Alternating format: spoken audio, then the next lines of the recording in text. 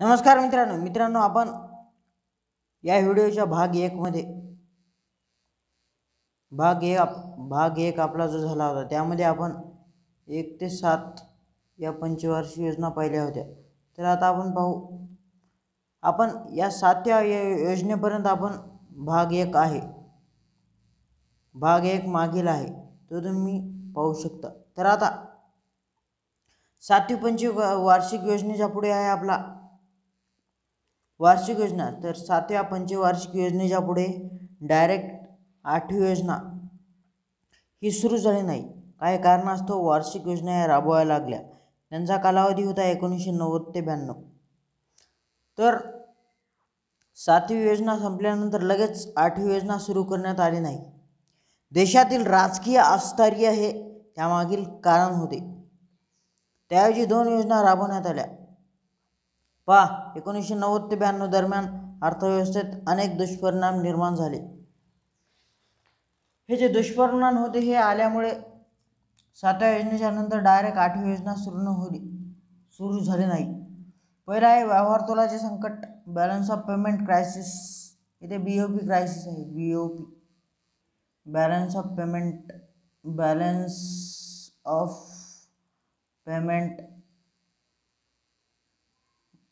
Payment crisis झाल्यामुळे या योजनेला अडथळा आला। दुसरा आहे परकीय चलनाचा अत्यल्प साठा। तिसरा आहे वाढती राजकोषीय तूट, फिस्कल डेफिशिट। यालाच आपण काय म्हणतो, फिस्कल डेफिशिट।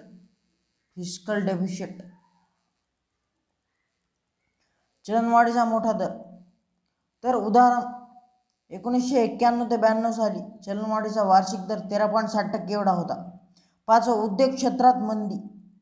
6 1991 ते 92 मध्ये आर्थिक वाढीचा दर फक्त 0.9% एवढा साध्य झाला। 21 जून 1991 या दिवशी पी.व्ही. नरसिंहराव यांचे सरकार अस्तित्वात आले।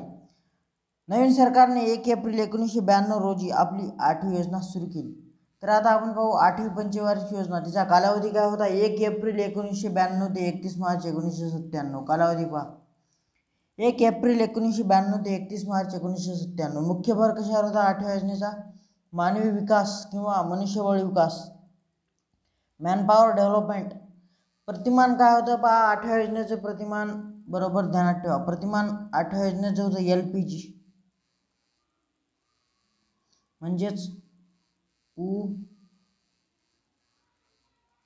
उखाजा होता, उखाजा म्हणजेच उदारीकरण, खाजगीकरण आणि जागतिकीकरण। योजनेचा खर्च पहा, प्रस्तावित 4,34,120 कोटी, वास्तविक झाला 4,74,120 कोटी।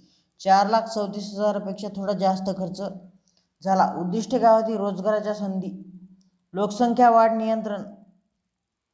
उद्दिष्ट पाहू आपण, रोजगाराच्या संधी, लोकसंख्या वाढ नियंत्रण, 12 ते 35 वयोगट सर्वांना प्राथमिक शिक्षण, पिण्याच्या पाण्याचा पुरवठा, उद्योग क्षेत्राचा विकास, ऊर्जा, दळणवळण, वाहतूक, सिंचन सोयी। तर आता योजना कोणत्या राबवल्या 8व्या योजनेत, राष्ट्रीय महिला कोष 1992 ते 93। 2 ऑक्टोबर 1993 रोजी 3 योजना सुरू करण्यात आल्या। त्यापुढे पहा, आश्वासित रोजगार योजना, पंतप्रधान रोजगार योजना, महिला समृद्धी योजना। 23 डिसेंबर 1993 खासदार स्थानिक क्षेत्र विकास योजना, member of parliament land development scheme. 15 August 1995 रोजी 3 योजना सुरू करण्यात आल्या। त्या कोणत्या, राष्ट्रीय सामाजिक सहाय्य योजना, नॅशनल सोशल असिस्टन्स स्कीम, मध्यान्ह आहार योजना, mid day meal scheme, Indira Mahila Yojana, संगम योजना केव्हा सुरू करण्यात आली पहा, 15 ऑगस्ट 1996। गंगा कल्याण योजना, जिलाच आपण काय म्हणतो GKY, गंगा कल्याण योजना केव्हा सुरू करण्यात आली, 1997। मूल्यमापन योजना सर्व क्षेत्रात यशस्वी, 5.6% लक्ष्य असलेला वाढीचा दर वार्षिक सरासरी 6.68% इतका साध्य झाला। आता 9वी पंचवार्षिक योजना, 9th 5th ईयर प्लॅन। कालावधी काय होता याचा, 1 एप्रिल 1997 ते 31 मार्च 2002. मार्च 1998 मध्ये तत्कालीन UF सरकारने नव्या सरकारने योजनेची पहिला मसुदा जाहीर केला. फेब्रुवारी 1999 मध्ये NDA सरकारने तयार केलेला दुसरा मसुदा राष्ट्रीय विकास परिषदेने संमत केला. हा मुख्य भर काय होता या नव्या योजनेचा? मुख्य भर कृषी व ग्रामीण विकास. आता या योजनेचं घोषवाक्य काय होतं? सामाजिक न्याय व आर्थिक समानतेसह आर्थिक वाढ. या योजनेचा प्रस्तावित खर्च 8,95,200, वास्तविक किती झाला? 9,41,040 कोटी रुपये. उद्दिष्टे काय होती? कृषी व ग्रामीण विकास यांना अग्रक्रम. आर्थिक वाढीचा दर 6.5% साध्य. सर्वांना मूलभूत सेवा पुरवणे, शाश्वत विकास, सस्टेनेबल डेव्हलपमेंट. स्त्रिया SC ST OBCचे सबलीकरण, women empowerment of SC ST OBC. Panchayat raj सहकारी संस्था यांच्या विकासात चालना. हाती घेण्यात आलेल्या कोणत्या योजना आहेत या योजनेत? स्वर्ण जयंती शहरी रोजगार योजना, December 1997. SJSRY short form. Annapurna योजना 1999. स्वर्ण जयंती ग्राम स्वरोजगार योजना SGSY 1 एप्रिल 1999, जी की 6 योजनेचं इंटिग्रेशन आहे. Integration of 6 schemes that is IRDP, TRISEM, DWCRA, SITRA, Ganga Kalyan Yojana, JKY, MWS, million well scheme. 4 नंबरचं काय पहा? समग्र आवास योजना 1 एप्रिल 1999. 5 जवाहर ग्राम समृद्धी योजना. या नव्या योजनेतील सगळ्या योजना आहेत. JGSY केव्हा सुरू झाली? 1 एप्रिल 1999. अंत्योदय अन्न योजना 25 डिसेंबर 2020. प्रधानमंत्री ग्राम सडक योजना, ही जे प्रधानमंत्री ग्राम सडक योजना ही केव्हा सुरू झाली पहा? 25 डिसेंबर 2000 ला ही सुरू झाली. प्रधानमंत्री ग्राम सडक योजना 25 डिसेंबर 2000. प्रधानमंत्री ग्रामोदय योजना 2000 ते 2001. SGRY 25 डिसेंबर 2001. व वाल्मिकी आंबेडकर आवास योजना सप्टेंबर 2001. सर्व शिक्षा अभियान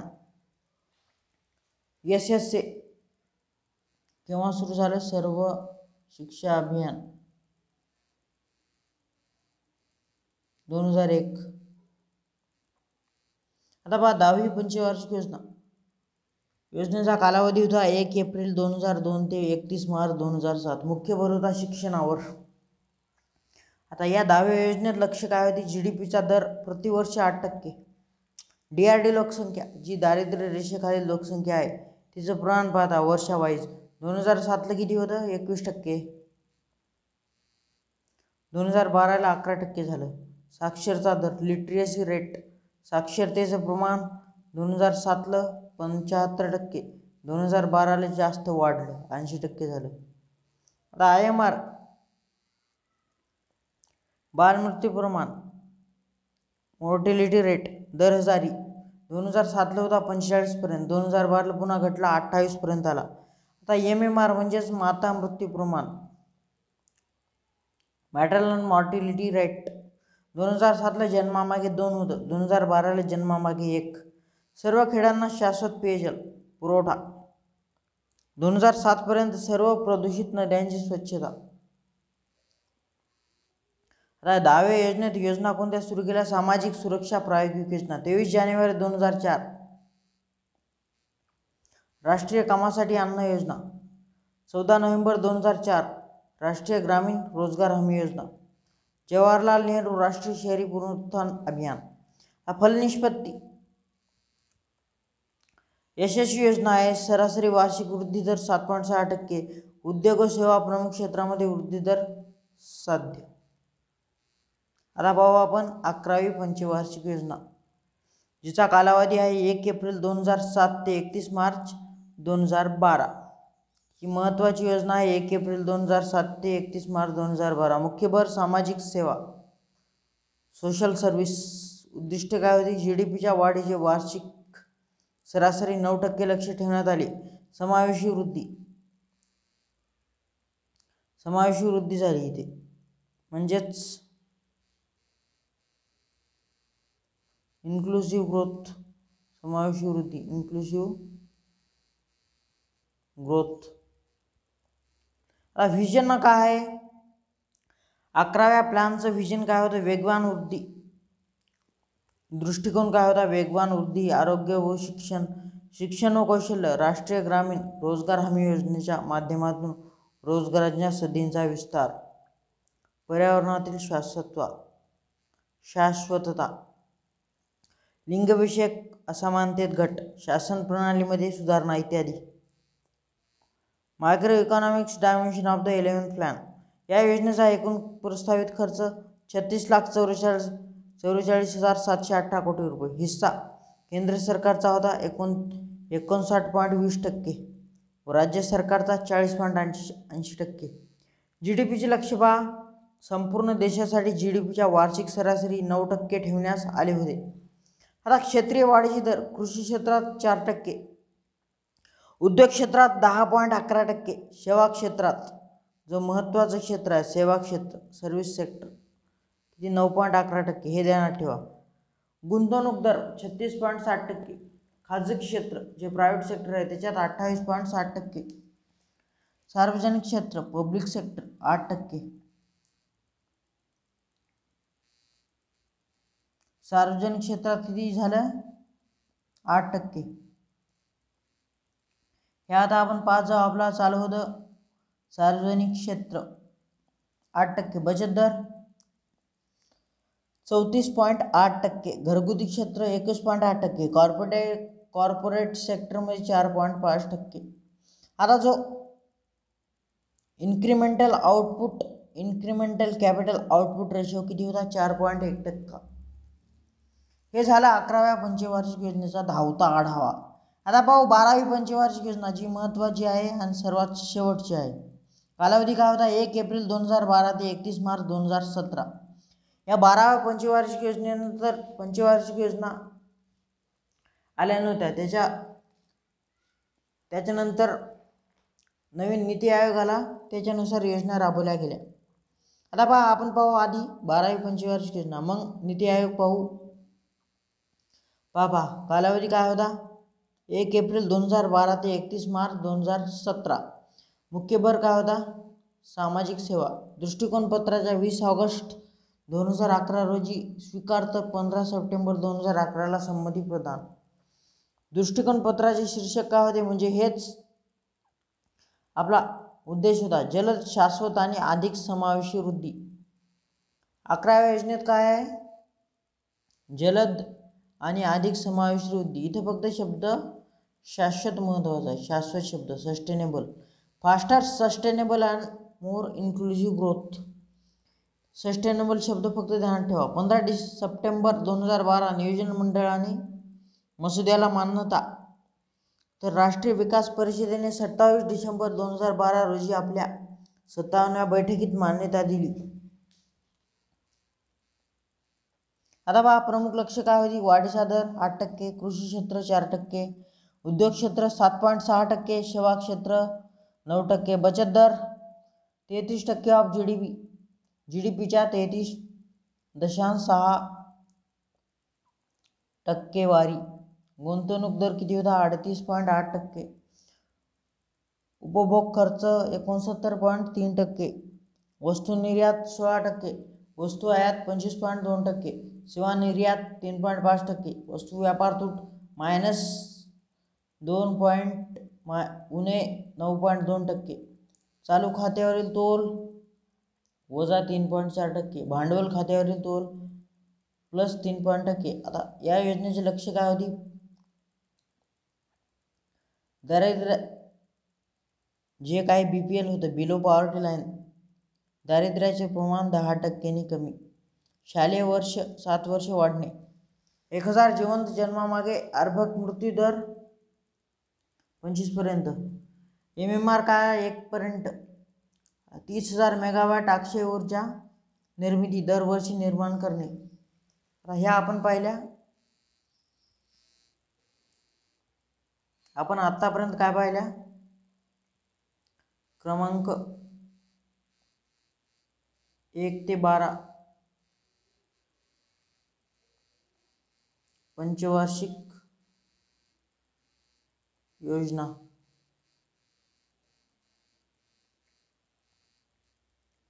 आता याच्या पुढे आपण पाहणार आहोत नीती आयोग। नीती आयोग थोडक्यात पाहू आपण, पण पूर्ण माहिती। नीती आयोग, नीती आयोग, नीती NITI, नीती काय? नीती आयोग मग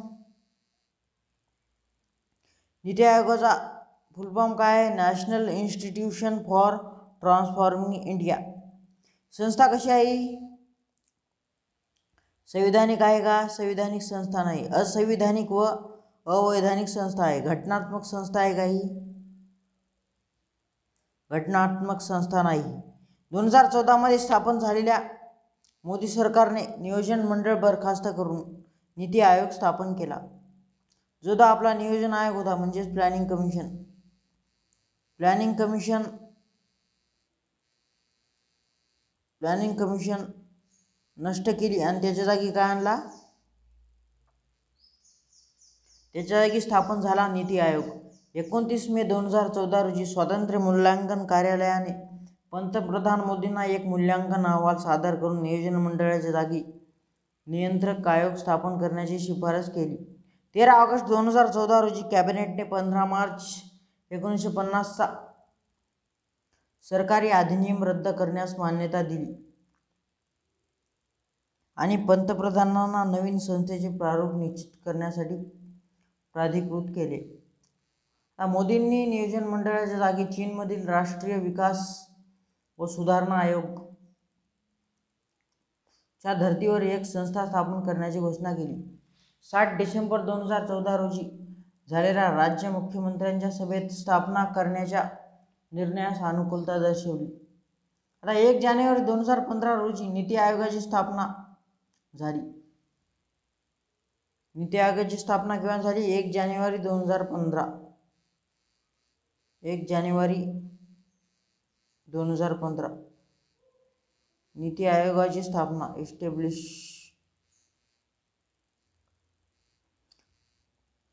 1 जानेवारी 2015 रोजी नीती आयोगाची स्थापना झाली।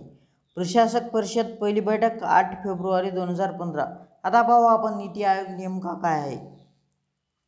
नीती आयोग काय आहे? एक संस्था आहे जी भारत सरकारची थिंक टँक TT म्हणून स्थापन झाली। ती केंद्र व राज्य सरकारला धोरणविषयक बाबीवर व्यूहात्मक व तांत्रिक सल्ला देईल। आता याची रचना कशी आहे? हा जो नीती आयोग आहे त्याच्या 3 परिषदा किंवा संघटना आहेत। पहिली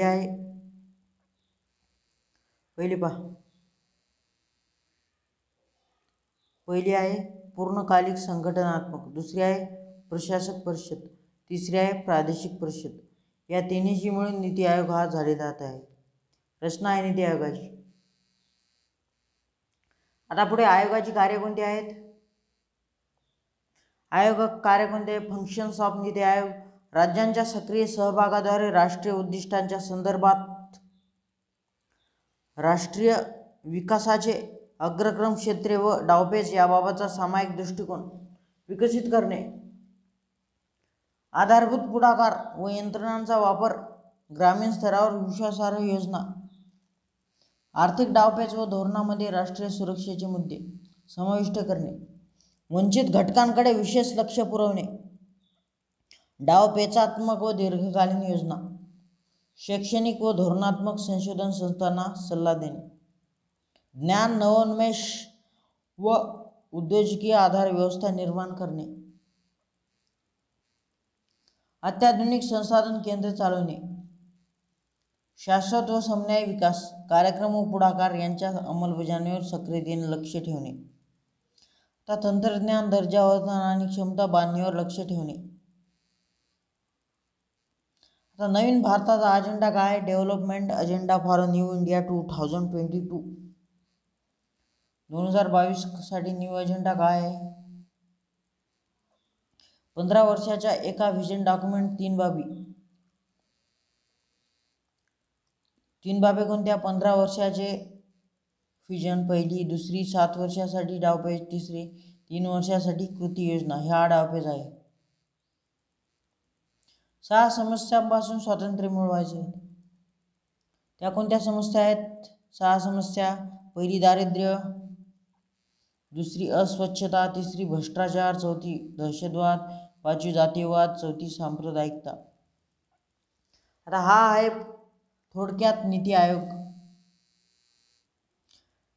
तुम्ही नीती आयोगाची जास्त माहिती गुगलवर पण पाहू शकता. आता आपण याच्या पुढे काय पाहणार आहोत? आपण आता पाहू महत्त्वाचे जे शाश्वत विकासाचे जे 17 लक्ष्य आहेत, ज्यालाच आपण काय म्हणतो? शाश्वत विकास. ज्याला दुसरं नाव आपण काय म्हणतो? Sustainable development goals. ज्यालाच आपण म्हणतो सस्टेनेबल डेव्हलपमेंट गोल्स. याच्या आधी कोणते होते?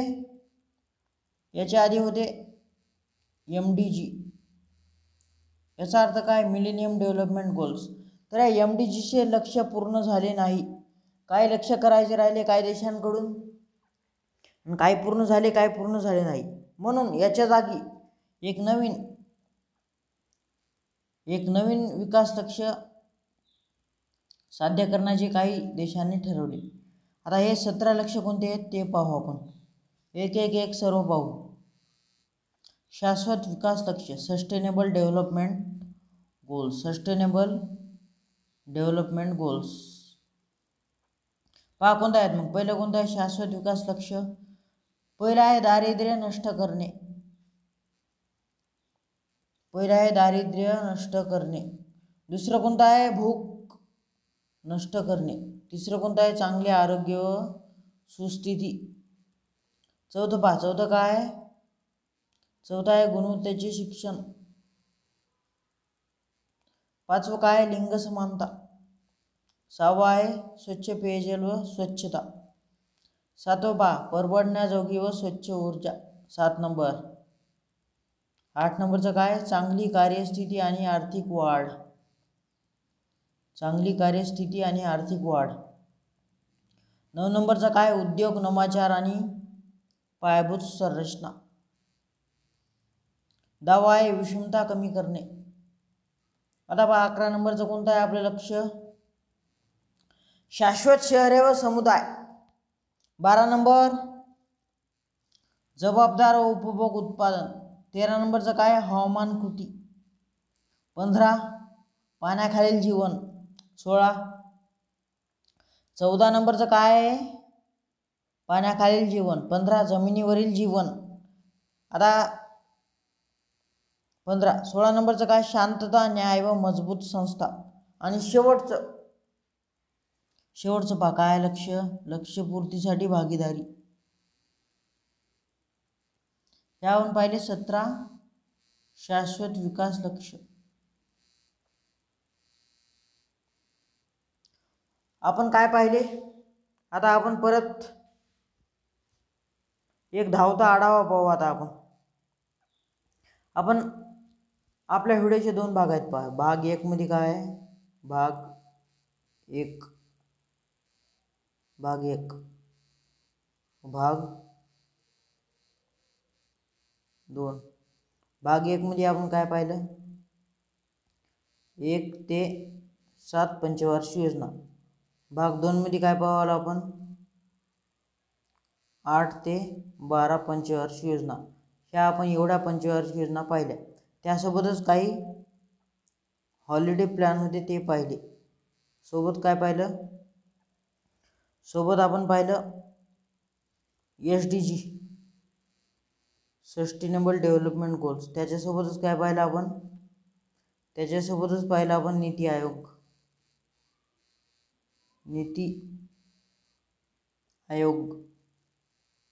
त्याची कार्य पाहिलं आपण, त्याची स्थापना. अशा प्रकारे आपण पाहिलं. आता आपल्या चॅनलवर जी TET परीक्षा होत आहे त्याचे विज्ञान व गणिताचे व्हिडिओ येणार आहेत, ते तुम्ही पाहून घ्या. आता आपण पुढच्या भागात दुसरा घटक पाहू.